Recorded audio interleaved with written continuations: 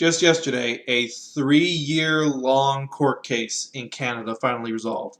This was a case revolving heavily around the internet and Twitter, and it's probably going to be used for further legal cases revolving around the internet in the near future. Whether it becomes the big trend-setting precedent that a lot of people are saying is up for debate, but I can see this being used in the near future anyway. What this case was, I'm going to summarize very loosely. There are two people involved. You have person 1 and person 2. Person 1 got into an argument with person 2. Person 1 blocked person 2. Since this was on Twitter, person 2 could still talk about person 1, but person 2 could not talk directly to person 1. So, what person 1 did in response to this was to file a police report. That police report ended up getting person 2, I think, leading to an arrest. I know for a fact if person 2 lost the case, he would have been arrested. I don't know exactly how he got charged. It was just a court, like he was sent a court case information thing, or if he actually was arrested and in jail for a small amount of time before the trial itself got underway. I'm not sure on that. But this I do know for a fact. Person 2, according to the pretty much very beginning of this trial, which again, 3 years, because this was revolving around the internet, person 2 was not allowed to have any access to any internet device at all. 3 years. No internet access allowed at all, or to even own a device that could access the internet. For 3 years.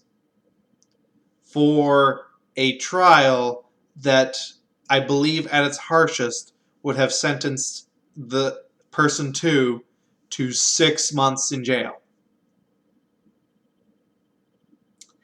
That's not draconian at all. This was absolutely insane. I don't know how a judge even approved that. I don't know why it took them so fucking long to finally go, oh, wait, freedom of speech still exists. Case dismissed. This was not a case of a person threatening someone. This was not a case of a person saying they were going to do something. This was a case of a person talking about someone. And that someone they were talking about didn't like that. So they filed police charges. The person in question, who was the accuser, even in the court records, has admitted that they were never threatened. I don't know how this got to last for so long. Hundreds of thousands of dollars in legal fees. Because why the fuck not? This is absolutely insane. The reason I'm talking about this, though, is because the media lost their goddamn fucking minds when the case ended up being dismissed yesterday. It was dismissed. All charges were dropped. He was not guilty. I don't know if one term is another. I'm not a legal guy. But he was found not guilty. All charges were dropped. Whether that's a dismiss or not, I'm not sure if that's the right term. The media went batshit about that because somehow in the media's mind, free speech existing automatically will lead to harassment. Okay. And I've been reading articles. Article after article after article. This is just a day and a half old at this point. About how we need to crack down on people's ability to talk freely. You're serious. You're a journalist, and you're advocating for censorship because we gotta protect people from harassment. This person wasn't harassed by her own words. She was never threatened. Oh well, we gotta make it safer online. I appreciate the idea. I would. There's an old saying. I would rather see 10 guilty men go free than see one innocent man locked up. I'm of that mind. I'm also of the mind I disagree with what you have to say, but I will defend to the death your right to say it.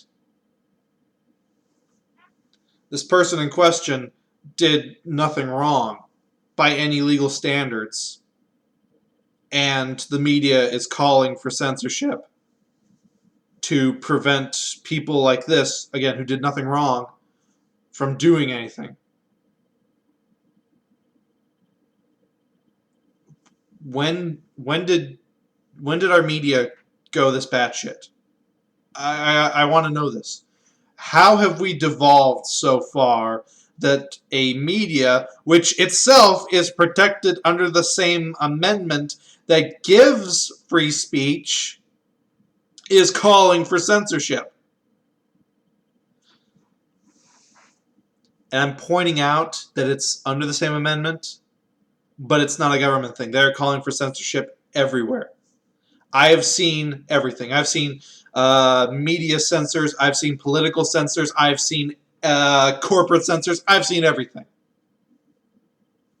Why are you, as the media, an organization that is protected under free speech from every direction, why are you calling for censorship? I would think more than anyone else that the media would realize that if censorship starts getting used, it will ultimately turn around and get used on them. But apparently they don't. And it disturbs me that we live in a world where this is the case. And not only that, but these are the people we trust to tell us shit!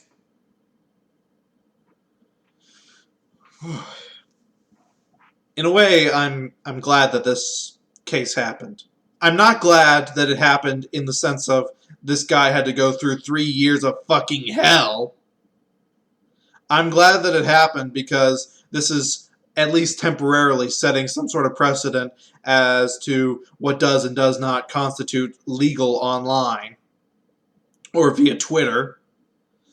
And I'm glad that this happened in the sense of it shows just how batshit our media is. Whenever something like this happens and they just go fully off the rails, they do not hide how much of a contempt they have for the idea of free speech.